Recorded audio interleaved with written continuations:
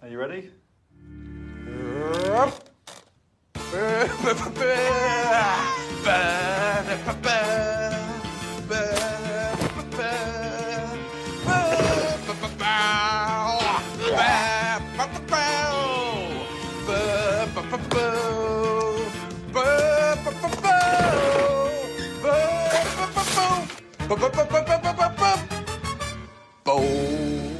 I finished the episode like 10 minutes ago. Hi, everyone. This is Your Time Starts Now, a Taskmaster podcast. I am Joe. With me is also Joe. How are you, Joe? I'm good, thank you, Joe. How are you? I'm great. Although I will say I'm very annoyed. Just kidding, it's me, Emerson. I will say I am very annoyed because, as our listeners know, last week I had some dog shit audio because it was a nice day outside. And I decided. Actually, in the final edit, I think your audio ended up being better than mine somehow. There were some spots where it was a little touch and go, but I had some really iffy audio because I decided that I was going to go record outside, and because it was nice out, and I would have totally done that today, except that yesterday, in April, it snowed 2 inches. Fucking hell! In literally 2 hours. I didn't have to go into work very long yesterday. So I walked out of work after 2 hours, and there was literally a half inch of snow on the ground that had not been there when I went in. I mean, America's a weird place. One part it can be baking hot, another part it could be freezing cold. We are our own continent, Emerson. You know, all right, North America's a continent, but the United States is we're most of it. A big old fat country. If it's we have the greatest latitude breadth of anyone on the continent. The Canadians are just cold and getting colder. I mean, Russia's cold. Russia's pretty cold. Yeah, but we don't give a shit about Russia right now. No one does. Although, fun fact, Russia's surface area is larger than that of Pluto. Yeah. Yeah, it's about as economically viable right now. So, but we're going to move away from the topic of Russia to literally anything else. Has anything else happened with you? I'm trying to think. Not since last week. I have been noticing that our episodes are getting shorter and shorter. I think we're all, and I'm really happy about that because this is the ideal. They're starting to reach the ideal length for podcast episodes. I still like the 3-hour podcast, but I understand it's difficult to edit. I will say, I did. I'll say when we do the 5 hour, we do the ramble episode where we just talk about God knows what for about 5 hours. I'm just going to throw that in the editor. Yeah. Pitch up the audio a little bit, listen to 10 seconds, and then just export it completely. That's how I do the video editing nowadays. But I will say that the only banter I even remotely have is that I found possibly the most dystopian place I've been to in a while, which is yesterday when it was snowing. I had to go out for a while, and I decided, and the place I was out didn't have a lot of good restaurants, so I decided I would wait for the snow to die down by going to this nice little village up the road a little bit that's on Lake Erie, and I'd never been to this place, and so I come around the corner towards this restaurant, and it's on the main street of this town, and you turn the corner, and there is this gigantic fucking coal-fired power plant that is looming over the entire town, half obscured by the blowing snow. And it is okay. And it's even worse because this coal-fired power plant is now abandoned because, coal-fired power plants are bad.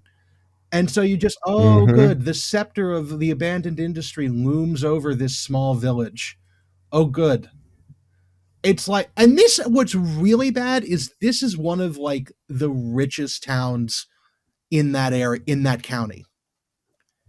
It's it's one of, I wouldn't know much about Ohio's counties. No. It's don't worry about it. It's just, it's known as a place that's very, for a phrase the youth might know, it's a very bougie kind of place, which does not mesh at all with the gigantic Like, imagine what a coal-fired power plant looks like, and this is it. And it's on the lake, on the waterfront. It's ridiculous. I personally don't want to imagine because it makes me quite uncomfortable. But yeah, it looked, especially with the snow obscuring it mostly from the view. It was weird. I'll send you a picture because please do. Because it was one of these things where it's like, oh, I'm in a dystopian novel right now. It was like Brave New World shit. Kinda, yeah. Or I was thinking more like Simon Stalinog or something, but that's not a reference everyone will get. I just sent it to you on Instagram. Okay, I'm just checking it out now. This is good content for our listeners. I'll put it in the video. It's in the first 5 minutes. That is, I don't think it's helped by the fact that it's snowing, but I would have said that was somewhere like Ukraine or Eastern Russia. Nope. Avon Lake, Ohio, which, it is one of the nice little rich towns in the area, and it has got that there. And that whole place is abandoned now. They closed that plant like last month.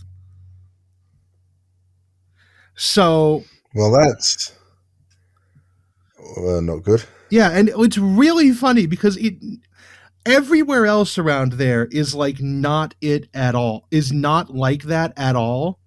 But wherever, just right here, it is. The giant power plant. Holy cow, it's so big.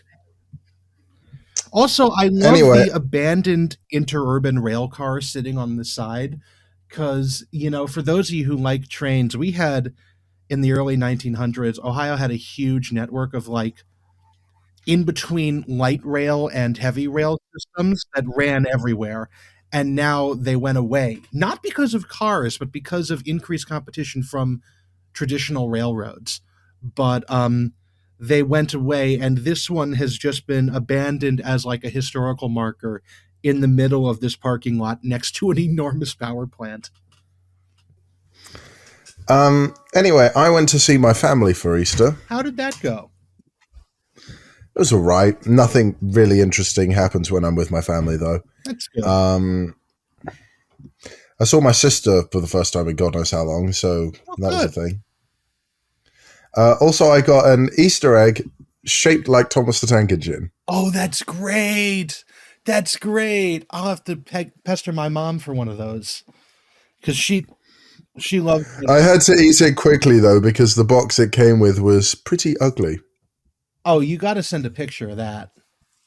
I unfortunately don't have one. No. Well, I don't have a picture of my egg, but I'm sure I can find a picture on the website of the company in which it came from. Ah, okay.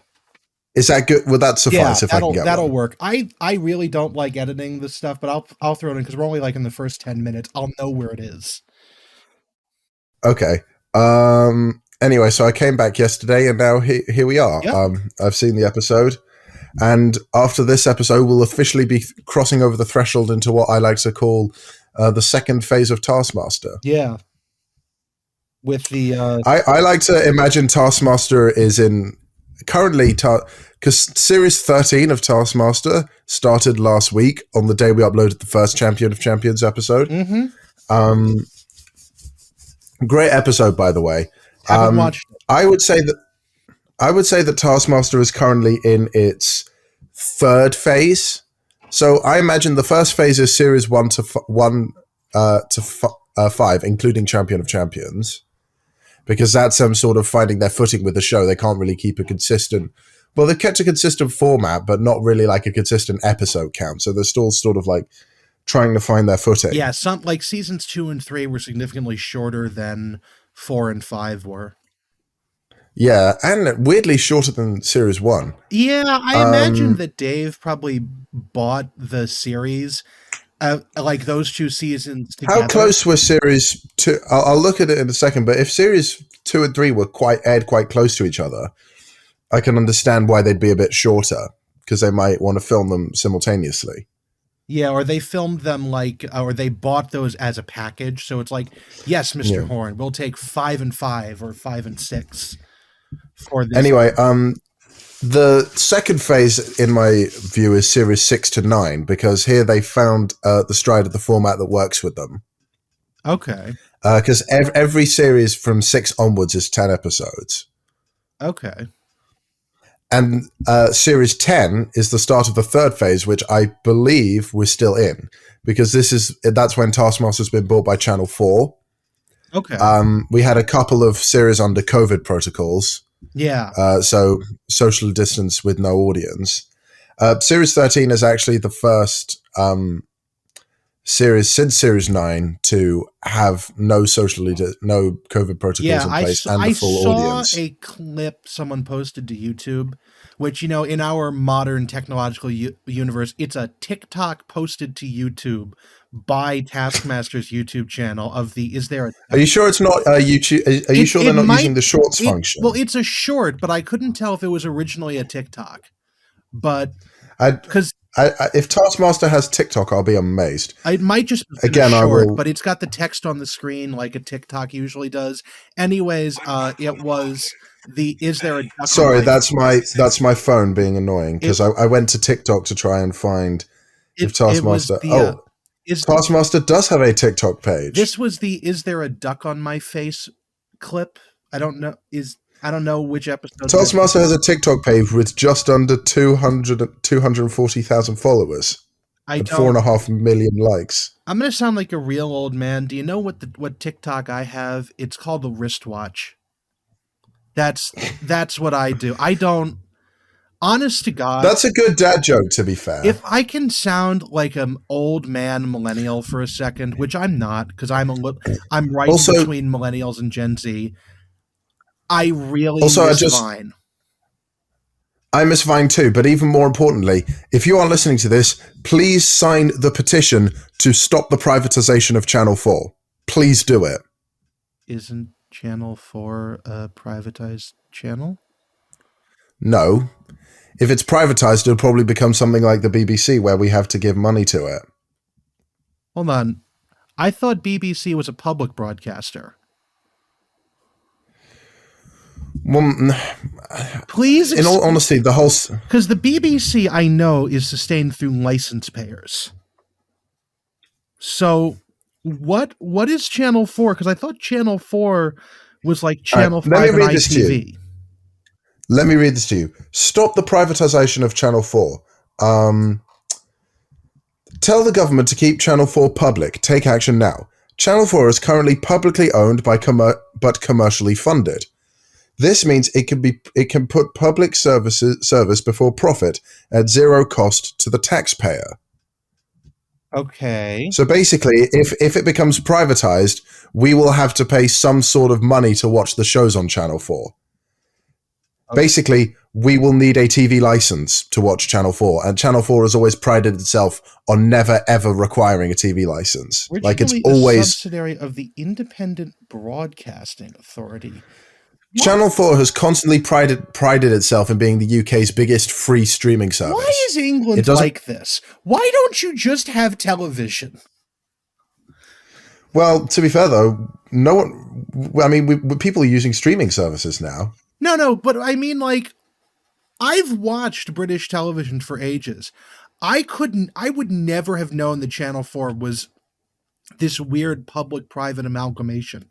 I'm used to the United States, where we've got private networks on that broadcast over the air and are free to view, sustained by advertising, or the public channels, which is PBS and that's it, which is proudly sustained by viewers like you, and then the US government has like Voice of America, which is, a couple notches above propaganda. It's not, but it's like American funded news. So there's always that little, is this as unbiased as it can be? Although it usually Can you please find the petition to stop the privatization of...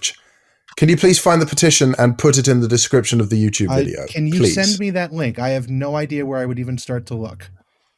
I will. I'll do it while you're doing one of your tasks. Okay. Yeah. No. I wish you'd told me. I would have had that up already. But yeah, if you are in England and you don't support this viewpoint, do that. If you do, don't start an argument in the comments unless you're being nice about it, because that's not the engagement that we want. And anyway, we've had our obligatory 15 minutes of yes, banter. We have. Taskmaster, Champion of Champions, Episode 2. I've sinned again.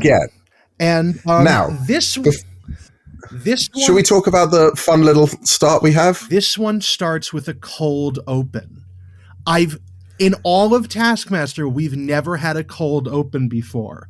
I actually have it in my notes as Task 0, which is, I like this a lot.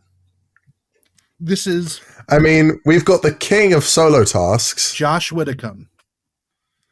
So what we happen is that we don't see the title sequence yet, nothing.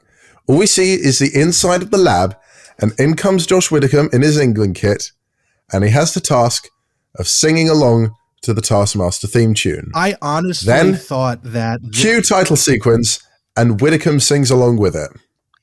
I honestly thought that in the first couple of seconds that the YouTube episode was like corrupted or something, and it was like mid-episode.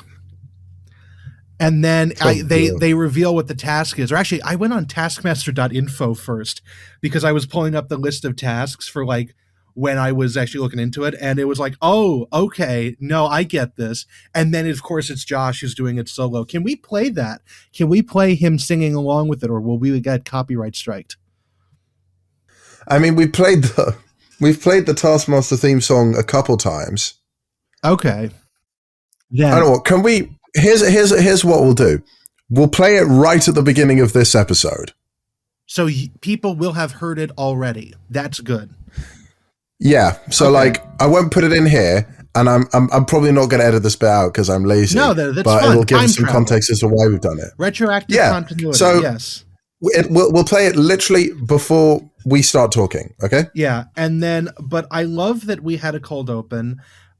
In the beginning of the episode, you can see that when they pull the camera down from the ceiling of the wherever they're filming it, you can see everybody else is applauding normally, and Josh is just very sullenly patting one side of his shoulder with the other hand, as like, yeah, let's get on with it. They don't mention it at first. Also, props to Alex for his appearance in this one. He said that he did his hair, and so his hair is slicked back, and then he had a tooth pulled, which I'm assuming that's a prosthetic, but I also could assume that he went to the dentist and had something pulled independently and just worked into the show, but he has the tooth missing for the entire rest of the episode.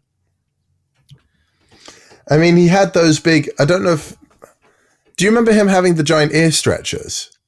Maybe. I don't remember anything episode. I can't remember if it was an episode we've covered so far or a future one, because I've seen all of Taskmaster. You've now entered uncharted territory with the show. Yeah. Which it's kind of exciting for me because we're about to enter the whole of Taskmaster's second phase, in my opinion. And Taskmaster USA, which I'm very excited for, just because Me too. I've not seen it. Have you seen it? No, I saw a clip. Okay, I saw a clip.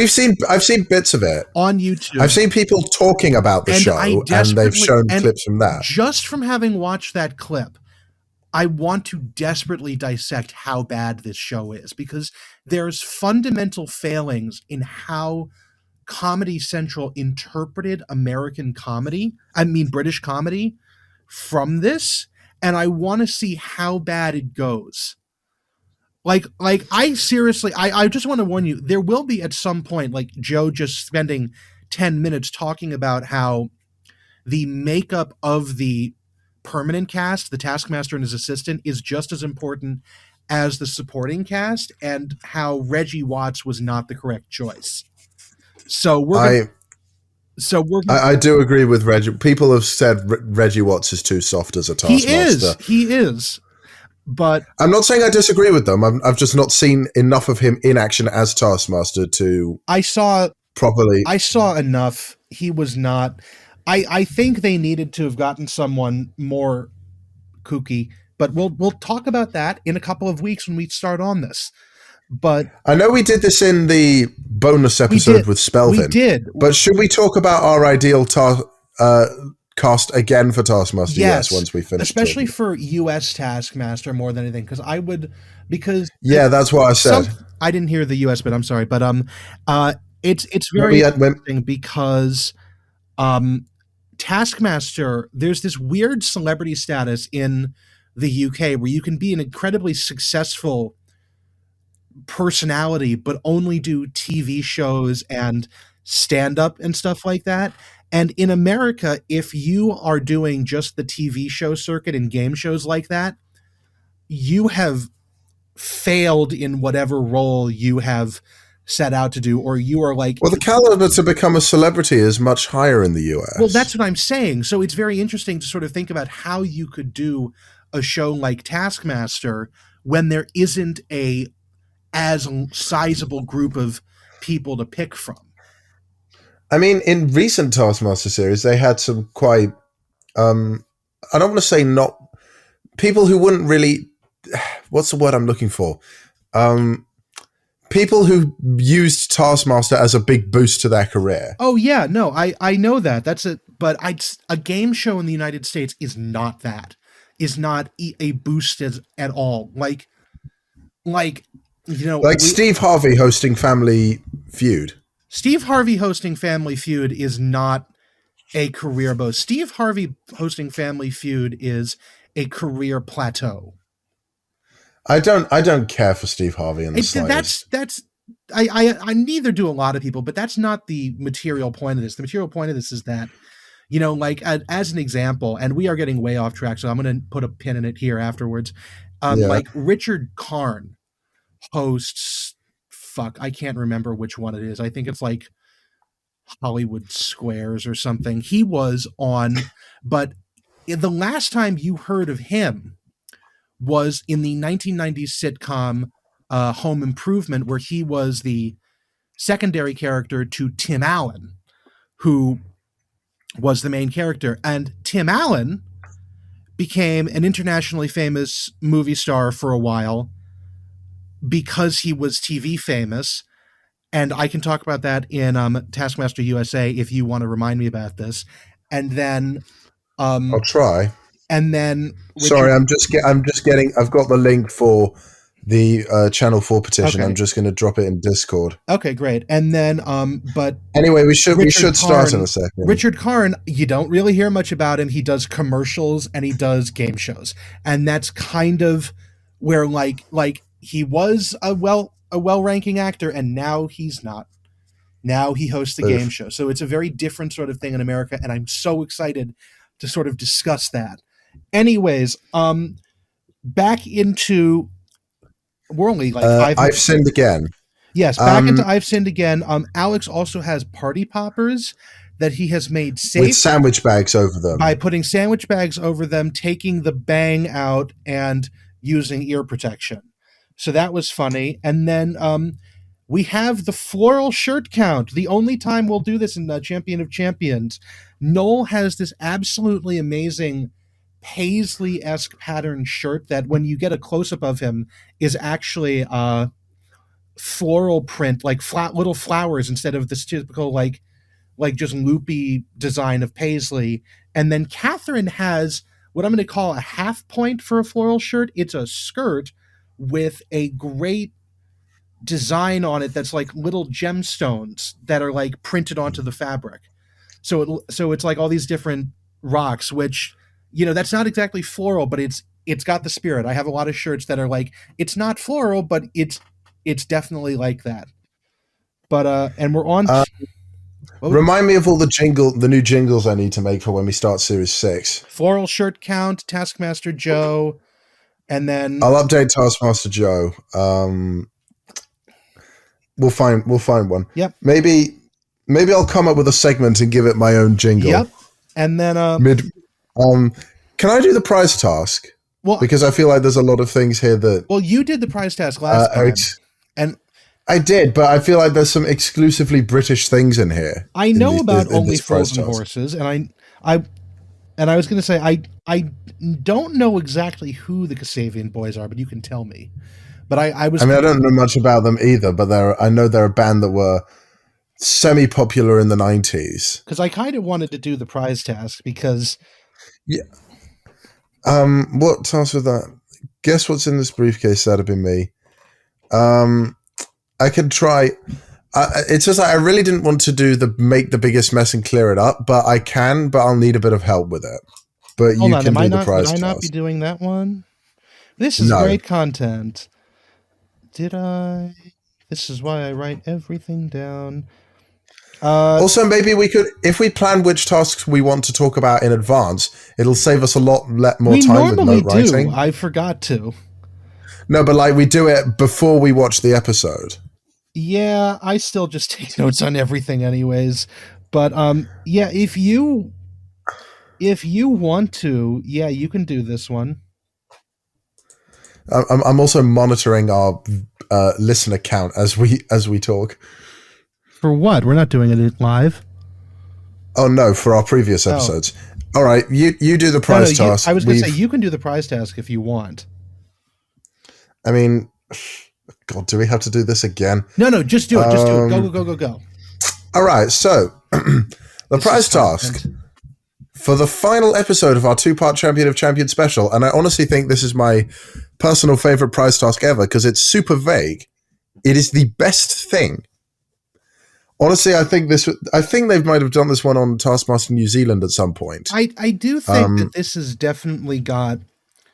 This is one of the better like responses from it, like as prizes. Yeah. Oh, except for Bob. Yeah, we've got some. No, I'm talking about Bob because it's my task. I meant when we do the scoring. Oh, fair enough.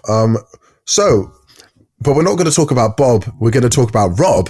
Rob has brought in Del Boy's ring. Now, as Joe mentioned, Only Fools and Horses a few seconds ago. If you're British, you will know Del Boy is one of the main characters in Only Fools and Horses, one of the most iconic British sitcoms of all time, up there with something like Fawlty Towers, The UK Office, and The Inbetweeners. So he did a sitcom. He didn't say which one, but he said that the wardrobe lady had also worked on Fools and Horses and had Del Boy's ring with her, and she gave the ring to Rob as a present. Now, was this like a known thing? Did Del Boy like frequently wear this ring? Because I know exactly one Only Fools and Horses fact. Only one. I mean, I don't know. I've only seen like max 2 episodes of the show. I'm glad to see. So I couldn't really say. Such cultural experts. Now, do you want to know what my only fact is? And I learned this from a Tom Scott video. Only facts and horses, but yeah. So, Coca-Cola in 2002 or something was trying to introduce its bottled water brand Dasani to the United Kingdom, which Dasani's a brand in the United States. It's like the second or third largest water brand in the United States, if not the largest. They are trying to introduce it in the UK, and it failed hard. The famous reason why is that they released an ad saying it's got spunk in it, which is that is the joke answer, because spunk, for those who don't know, is slang for semen, and so yes. In the United Kingdom, that's not it. That advertisement that said that was like a banner ad on an early Coca-Cola promotional website that didn't see like much traffic. The actual reason why it failed was that at the time, the United Kingdom had this, sort of thing with bottled water. Because in the United States, people don't care if bottled water is just from a municipal water supply and filtered.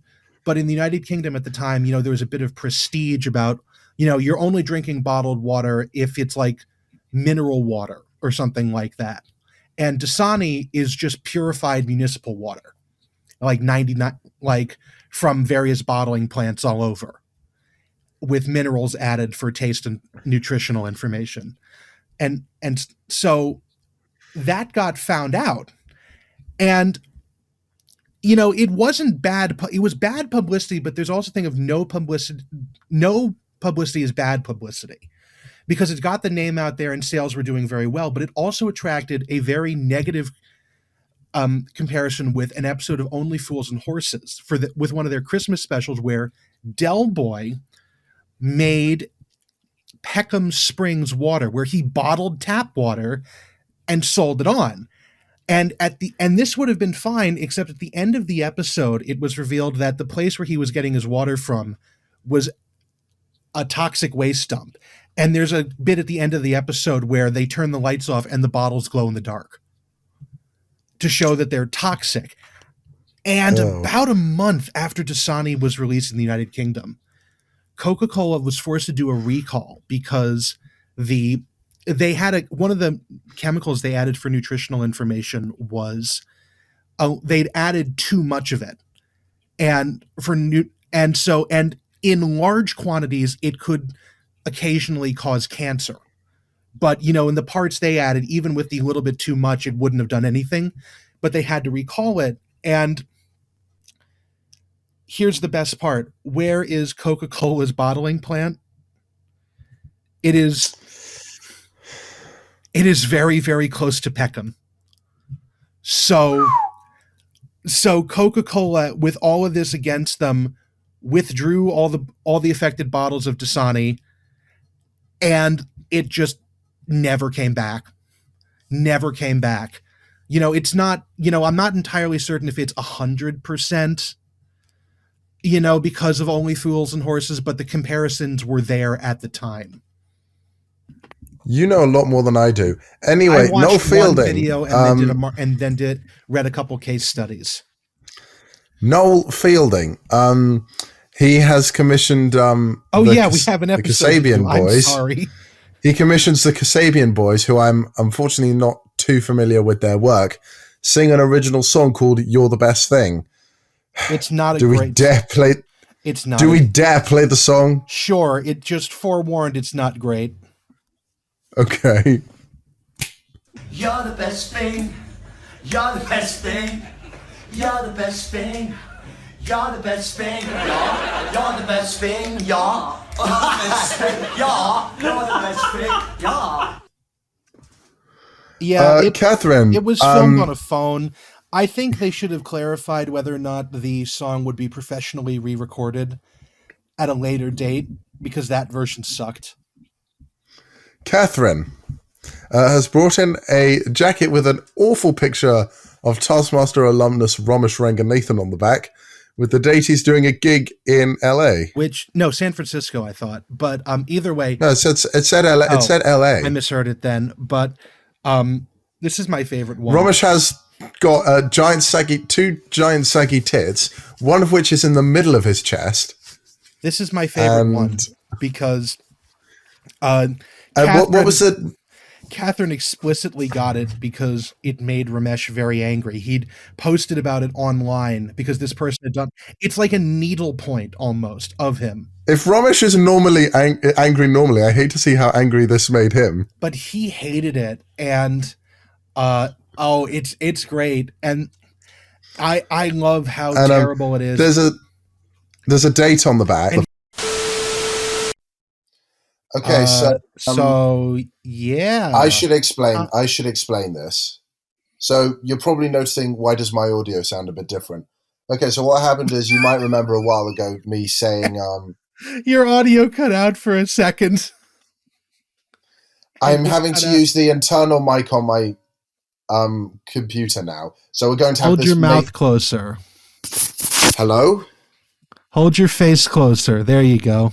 Okay, my computer is right in front of my face, so we are going to have to make this episode extremely quick because of the situation. I was going to say, because while you were doing that, I was placing an order for Chinese food, so that should be about 30 minutes, maybe 45. Okay, so please let me explain what has happened. So you know how my trackpad broke in November, December last year? Well, so ever since then, I've had to use an external mouse, which hasn't been too much of a problem. Only then, one of my USB ports broke, so now nothing fits in it properly. And Oh my God. and what also happened recently, you still there? Yes, I'm just laughing at your misfortune a little I'm bit. sorry? I'm laughing at your misfortune a little bit. You've gone really far from your microphone. I am eating the damn thing, Emerson. It is in front of my face. I cannot hear you, Joe. You've gone extremely quiet. Emerson, the microphone is touching my mouth. There is something wrong with your computer. Oh, no, I heard that. The microphone is touching my mouth. Okay, now that sounds fine.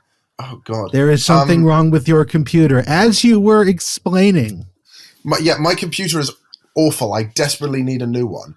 But, so what I did, so I have a broken trackpad and a broken USB port. So what I've had to use is a multi-USB port.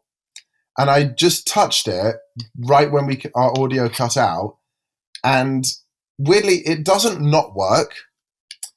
It works fine for my microphone, but I can't plug my mouse in and have it track. Like, the light is on when I use the mouse with my multi-port, but for some reason it doesn't track what I'm doing. But it's now plugged straight into the computer, so it can track what I'm doing. And I don't know why it is, which is weird, because when... maybe something about it's just broken. Maybe my USB port... I did place a new one in the gap, so that'll be coming soon, but the rest of the episode will have to be recorded like this. So I sincerely apologize. Ladies and gentlemen, if you ever think that podcasting is a glamorous hobby or profession to do, just take a listen to this segment again. Anyway, Katherine brought in a jacket of Romesh Ranganathan. I'm going to breeze through this, and you are not going to utter a word unless you can summarize it, whatever you need to say, in less than 30 seconds. Do you understand? The jacket's really funny. There, go. The jacket is funny. Josh has brought in a set of keys to his own house. Josh still has to live there, but whoever wins can use the keys to come and go into his house as they please. And his family. I really like the found family trope, so this is a good one. Yeah. So they'll have to put up with Josh, his girlfriend, and his daughter. Now, Bob has brought in a broccoli rotation and delivery unit. And what it is it's basically his sausage dispenser, the elephant-shaped thing from last series. Any notes on this?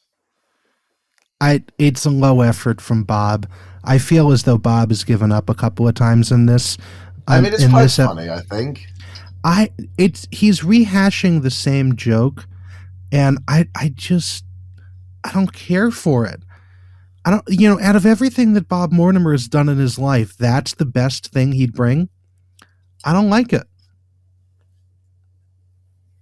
Anyway, so do we want to do Taskmaster Joe? Yes. Okay. Yes, but let's do the original scores first. Oh yeah, original scores. Rob Beckett and Del Boy's Ring get 5. Noel gets 4 for the Kasabian boys. Bob and Josh both get 3, and Katherine weirdly gets 1. Taskmaster Joe? Yes, drop it. Taskmaster Joe. All right, so what do you have to yourself, Joe?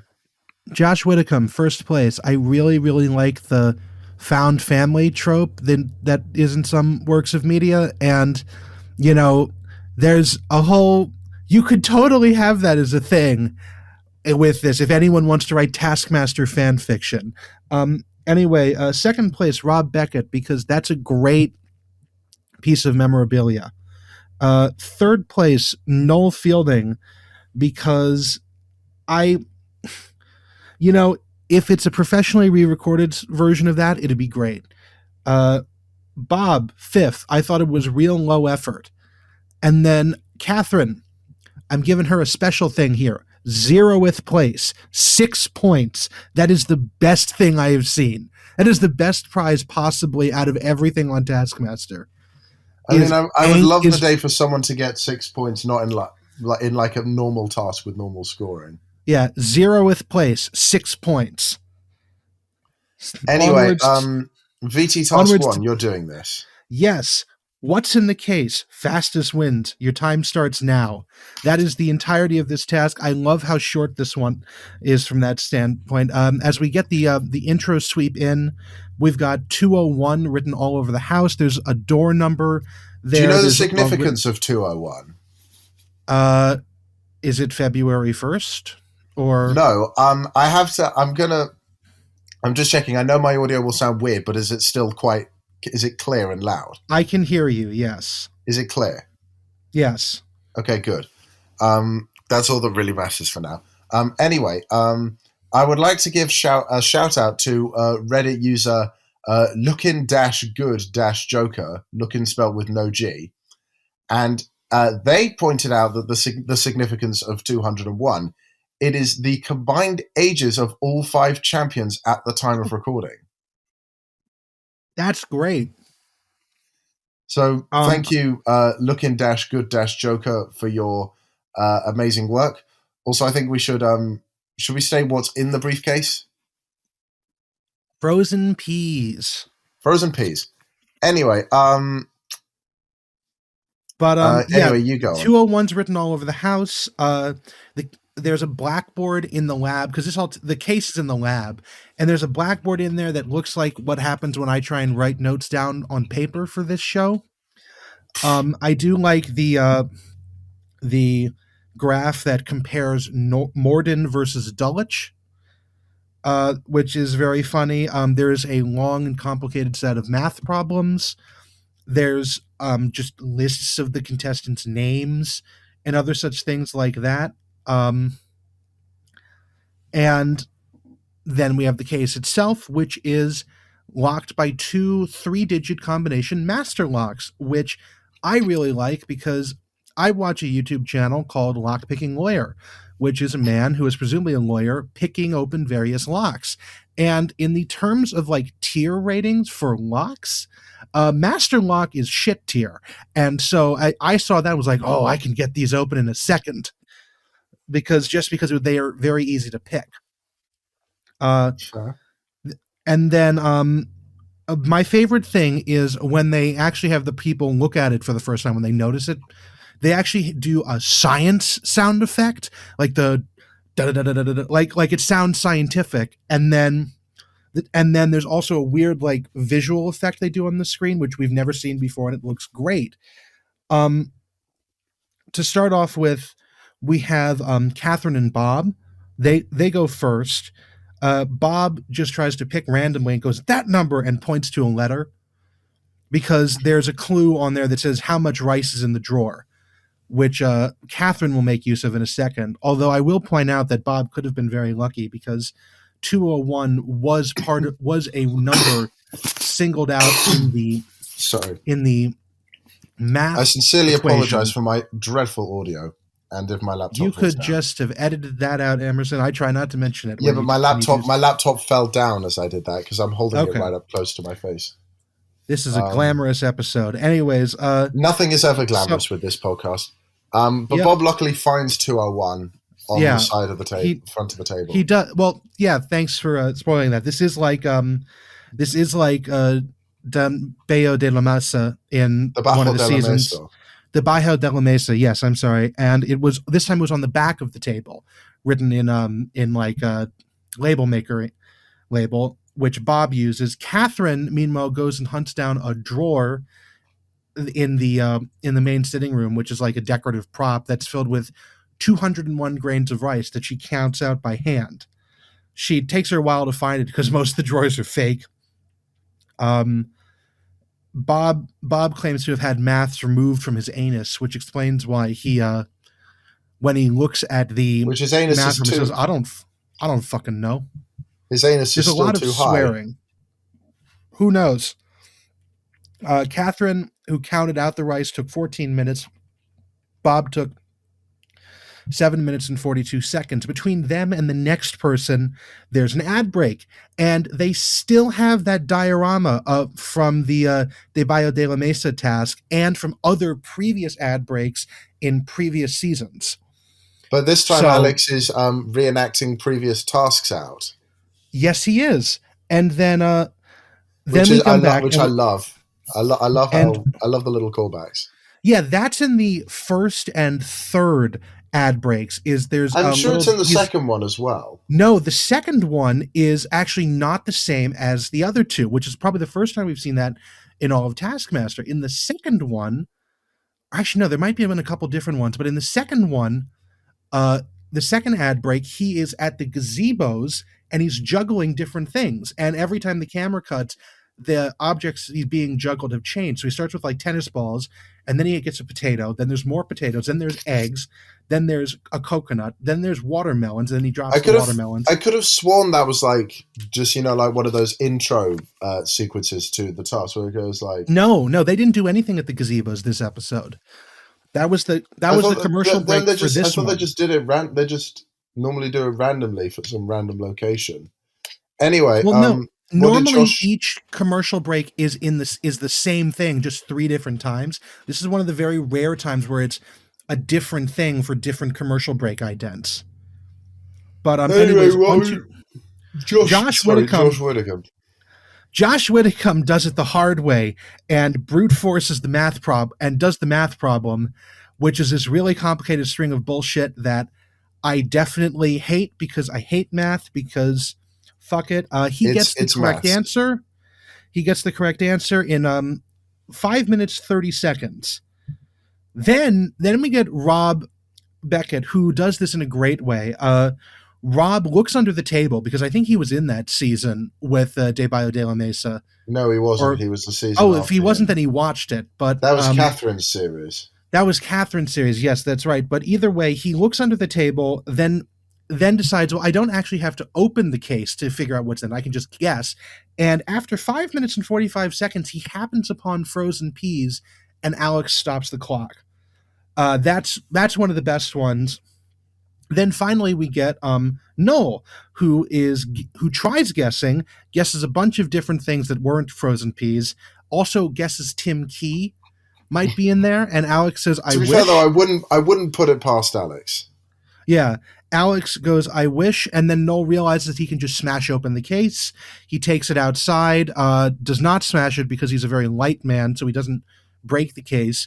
And then he goes into the shed, which has 201 written on the roof that he can't see, gets hammers, beats the locks off with them, and gets it open in 3 minutes and 19.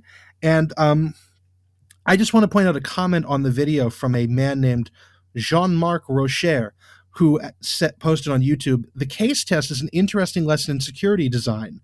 Josh, can your encryption algorithm be worked out? Katherine, is your password verification vulnerable to social hacking? Bob, have your passwords just been left out in the open? Rob, is your password system vulnerable to brute force guessing? And Noel, can the whole password system just be bypassed? Which is a very fun little InfoSec idea, which I was kind of thinking of because I was looking at this and I was going, I would have just either cracked the locks by picking them open, or I would have gone into the kitchen, grabbed some stuff, and just popped the locks off. Because you could do that very easily, because they're cheap little shitty locks. You could do that very easily with a sturdy enough piece of silverware. Just apply enough pressure. Fair. But anyway, winners Noel in was order. Fast. Yeah, winners in order: Noel, Josh, Rob, Bob, Katherine. Everyone in this series has short names except for Katherine. It really stands out. But anyways, on to Face Off Bake Off with you. Anyway, sorry, there's just one more state-off thing I'd like to suggest. Were there 2 locks on the case? Yes, there were. There were 2 locks. There's one for each lock. They were both the same combination. Okay, if this wasn't done, it might have been done, but if it wasn't, it should have been done. One of the locks should already have been on 201 and unlocked. Yeah, that would have been really funny. I also like something that Bob suggested, which was that there was 201 on the table and that wasn't the right number. I mean, like I said, I wouldn't put it past Taskmaster. Anyway, because of how crappy my audio sounds, I'm not going to spend too long on this. This one, can I just say something before we start? This task, the make a mask task, is possibly one of my least favorite tasks in the show. I mean, this one I hate. Well, luckily you're not talking about it. Yeah. And because if you were talking about it, we would probably be here for a very, very, very long time. Yeah. Yes, we would. Do you want me to Anyway, read the task out in full, the actual like instructions out? I guess I don't Or do really have you? a choice. Go on. Well, no, you can if you wrote them down. I mean, I didn't write it down verbatim. I wrote, make a mask Oh. that tastes delicious and looks great. The mask must be entirely edible and entirely wearable. Wear your mask so that Alex can taste it. Notes, Rob catches his finger in the door. You also have 10 minutes to plan your mask and 20 minutes to make it. You almost got it perfectly. I don't really write down times unless it's fundamentally important. Anyway, like I said, Rob catches his finger in the door, which is probably the highlight of the task for me. Catherine's up first, and she makes a mask entirely out of sweets. And just to clarify, I didn't write down every single ingredient that I could see.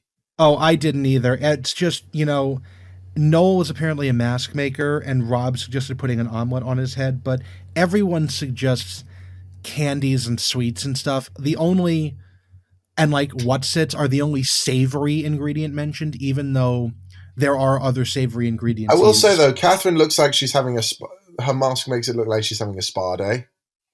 Katherine said that she was really uncomfortable in that mask, but I don't blame her. Like having a grown man come up to your face and like take a big bite out of it. Oh yeah, no. Everybody else seemed to be very, Josh seemed very uncomfortable. Although Alex, with everybody but Katherine, was having the time of his life with this, which says a lot about this man. I think Alex knew he was going to be making Katherine uncomfortable, but he wasn't sure. He knew it was less likely that he was going to be making the others uncomfortable. Yeah, although he seemed to enjoy how uncomfortable Josh was. Speaking of Josh, his mask looks like Alex and even has a tongue, which I quite liked. Alex takes there's chocolate spread for the hair and beard and a marshmallow on those. And surprise, surprise, Josh Widdicombe is ticklish. Josh Widdicombe is squirming so much.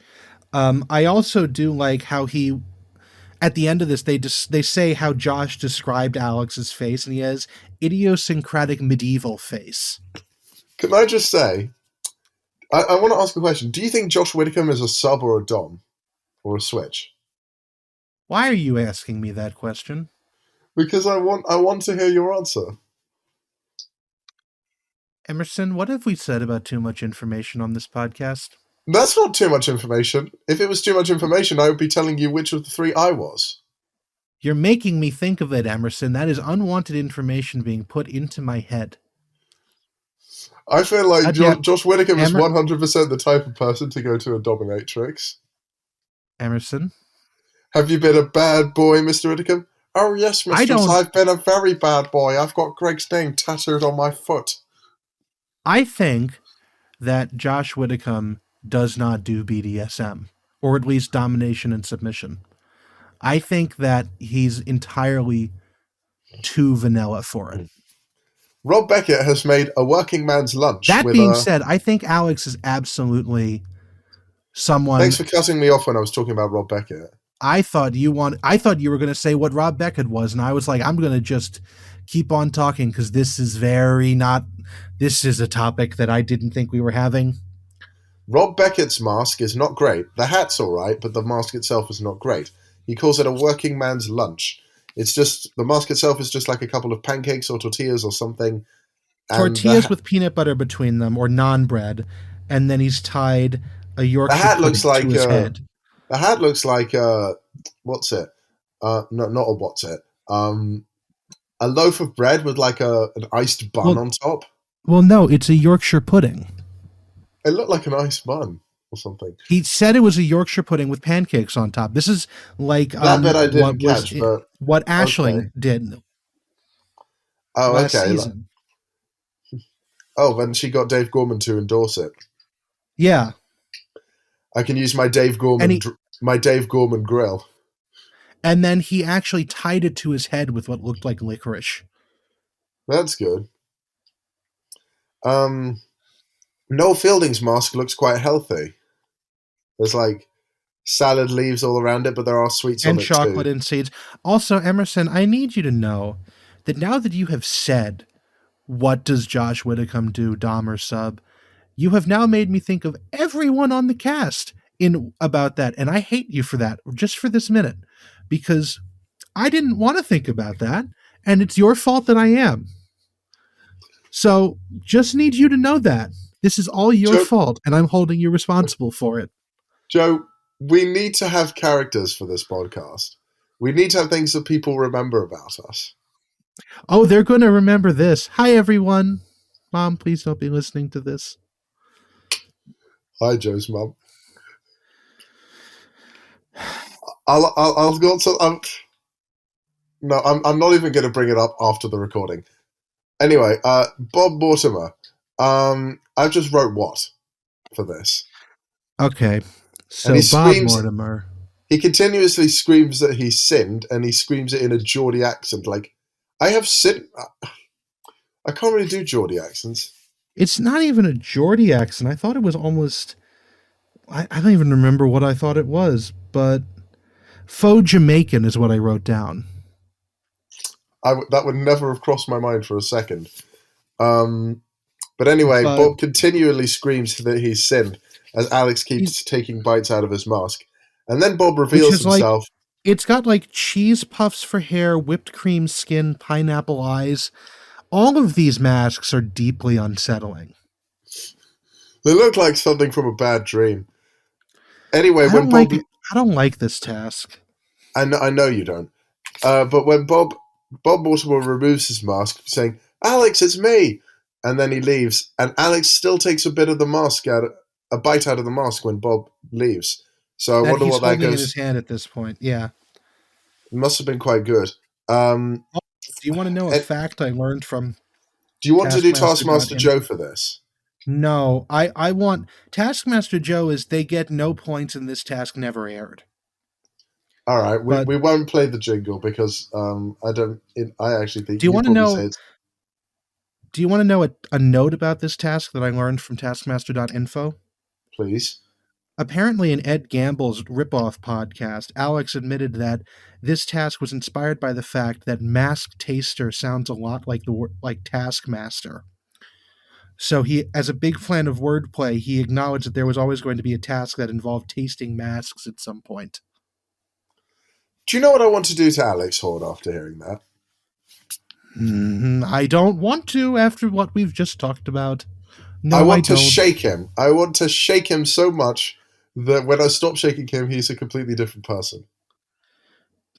Okay, that's... Yep, we're going to just keep on going with that. All right, VT Task 3, you're doing this, and for the love, especially when you get to Catherine's, for the love of God. Scores for this one. Bob got 5 points, Josh got 4 points, Catherine got 3 points, Noel and Rob both got 2.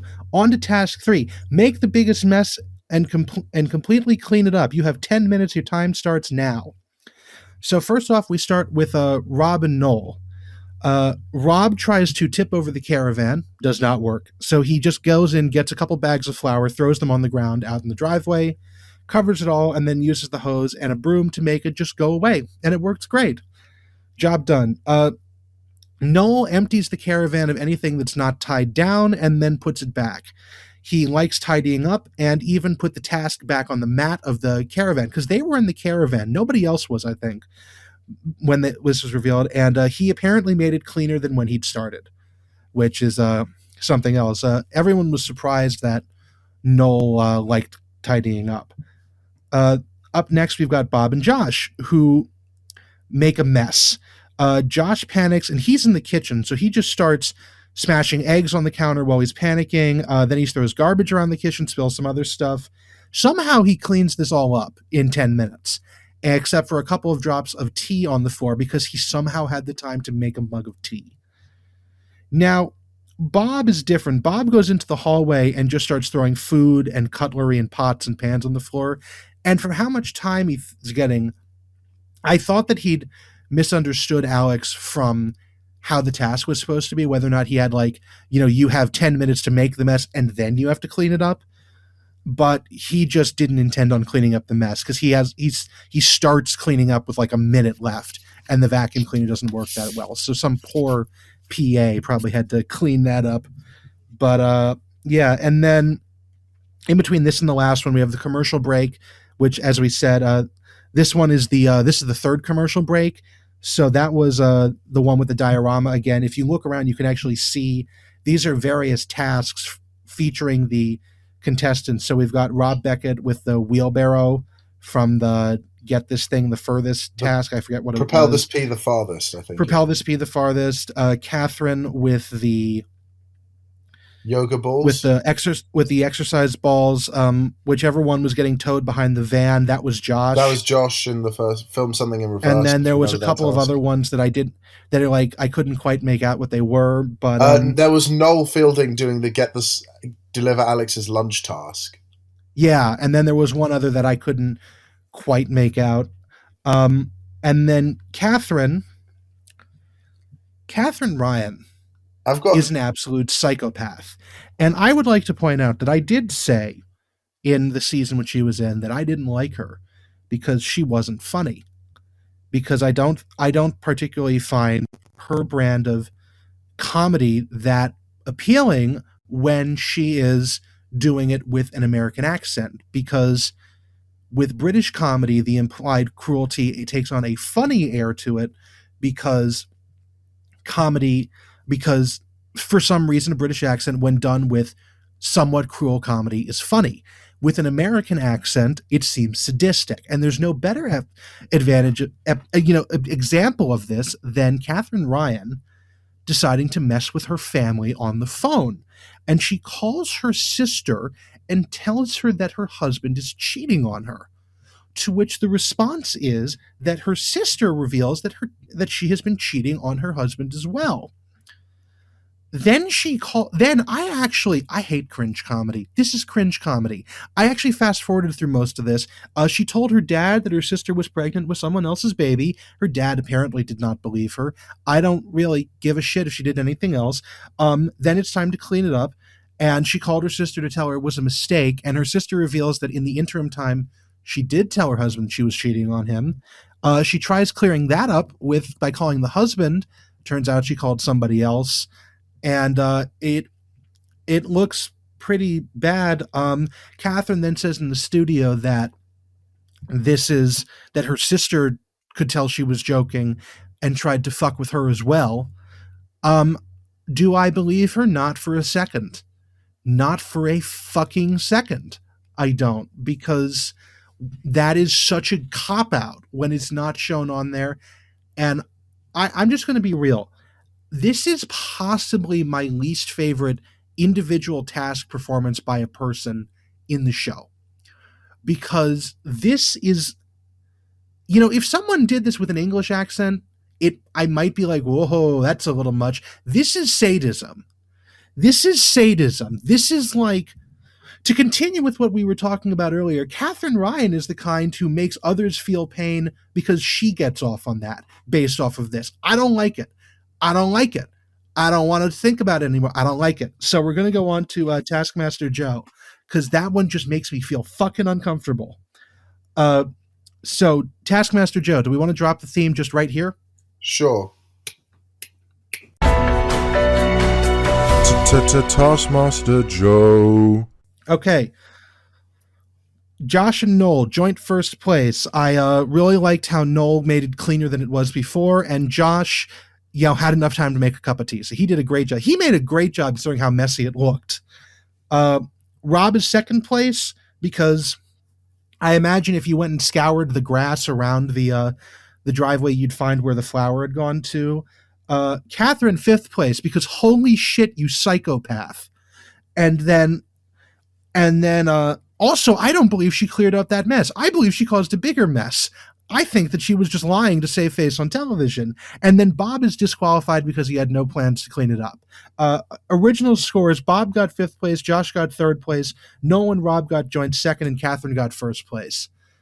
I really don't like this task. I do not like Katherine based off of shit like this. You don't seem to like this episode much. I thought I would. A lot of it's really funny. I like, a lot of it's okay or like just a middle ground. The mask task, holy shit, I didn't like. I loved the one with the case because that one was actually really funny. The best thing was a good one, especially with the jacket from Ramesh. It's just that, holy shit. I'm trying to be fast here. I'm trying to be fast. And we're on to the live task, and we're almost done. And I just really did not like Catherine's task. It's just, ugh. It's one of these ones where it's like, that is breaking an implicit social contract of polite society. Anyway, shall I do the live task? Yeah, do you have a different opinion on this? I would love it if you had a different opinion on this. I mean, to know what honestly, I really just like, here's what I've learned since starting the podcast. If describing the task or a portion of the task is difficult in any sense of the word, I do not like it. So you didn't like the make a mess task? Well, not particularly, because there's not really a great deal to say about it. The deal that has the most to say about it is so convoluted, and like it's a phone conversation, and it's half of it's barely audible. Yeah, I guess I think the implicit thing here is it's like those prank gone wrong videos that mean-spirited YouTubers make, where it's like, you know, the unexpected result. I think they were more expecting the shock value of Katherine possibly breaking up her sister's marriage to be like a bigger thing, and it just makes me cringe. It really just makes me cringe. Like it's not comedy at that point. It's just sadism. Also, I think it goes into the there's been a much greater backlash against those "it's just a prank, bro" YouTube videos in recent years, and this has all the hallmarks of a "it's just a prank, bro" videos. So I do not like it. Hard dislike. Everything else I'm fine with, but this whole episode is kind of like middle of the road with nothing particularly making it stand out. You might want to edit that bit out, Emerson, because you just bumped the levels up a lot.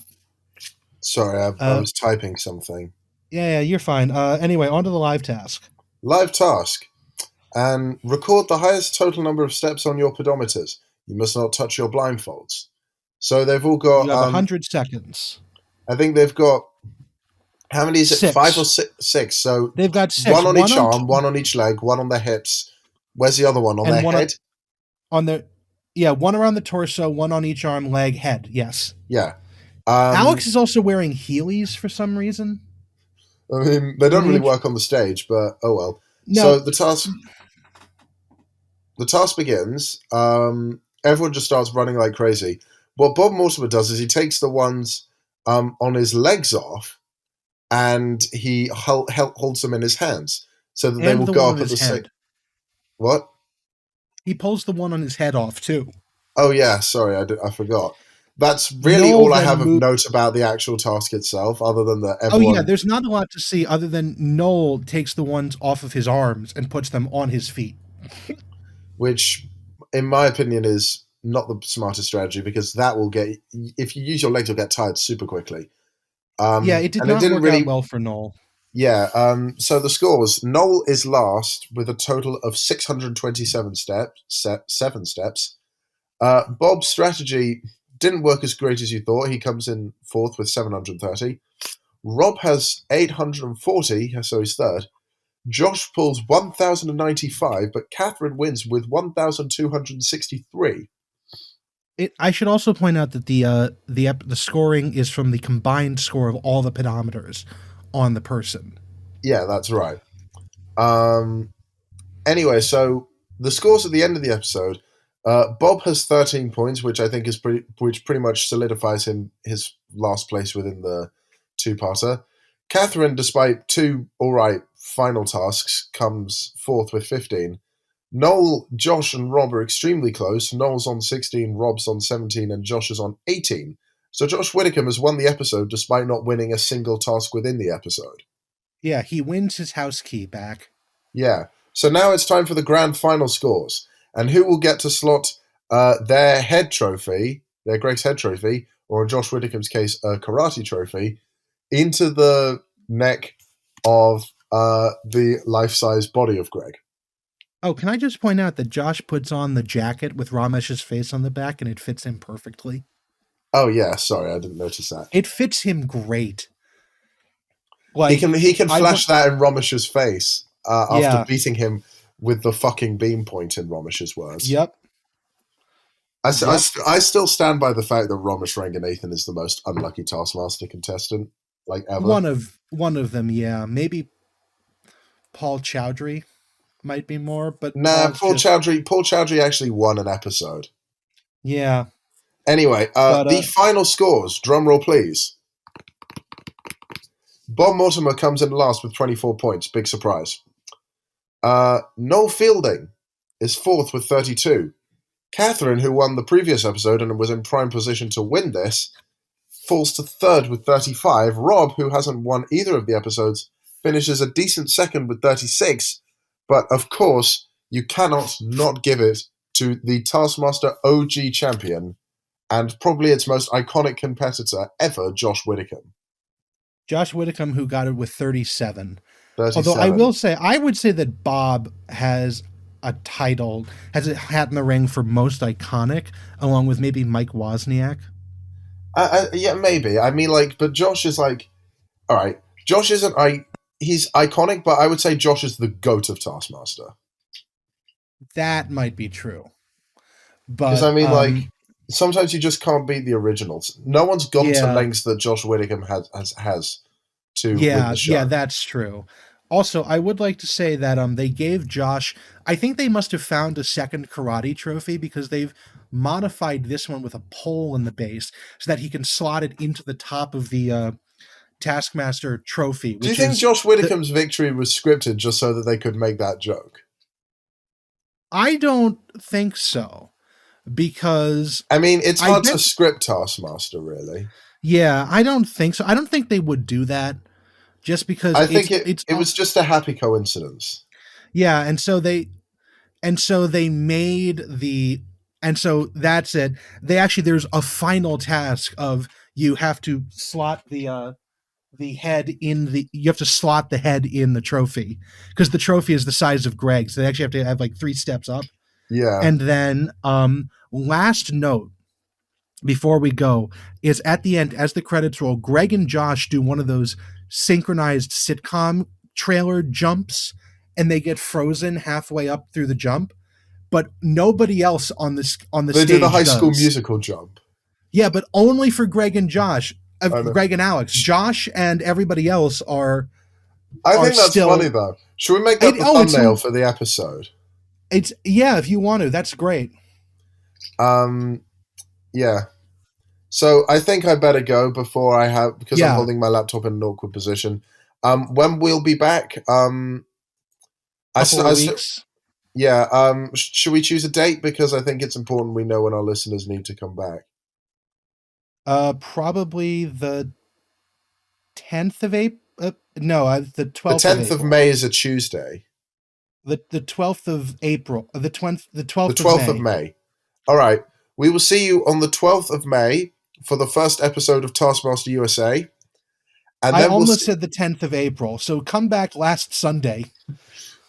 We'll be back on the 12th of April for 2022. So get your time machines ready. The 12th of May for the first episode of Taskmaster USA. And then on the Sunday the 15th, we will be doing the second episode of Taskmaster USA. And we will be posting one episode of Taskmaster USA every Thursday and Sunday until we finish the show. Because they're half-length episodes, so we will just. That's what we've decided to go with. Anyway, we'll see you then. Hopefully, I will have a new USB port, and we'll be coming both into this pretty much with fresh eyes. Anyway, I've been Emerson. I've been Joe. And congratulations to our Josh Widdicombe. Bye. Bye.